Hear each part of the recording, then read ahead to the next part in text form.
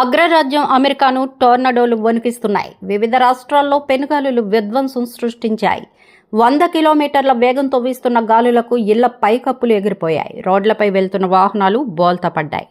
రోడ్లు ధ్వంసమయ్యాయి. పలు రాష్ట్రాల్లో ఇప్పటి వరకు 34 మంది మృత్యువాత పడ్డారని అధికారులు తెలిపారు. కెనడా నుంచి టెక్సాస్ వైపు గంటకు 130 కిలోమీటర్ల వేగంతో గాలులు వీచే అవకాశం ఉందని, ప్రజలు జాగ్రత్తగా ఉండాలని వాతావరణ శాఖ హెచ్చరికలు జారీ చేసింది. టోర్నడోల ధాటికి మిస్సౌరీలో 12 మంది, ఆర్కనాస్లో 3, కాన్సాస్లో 8 మంది, మిసిసిపిలో 6, టెక్సాస్లో 4 మరణించారు.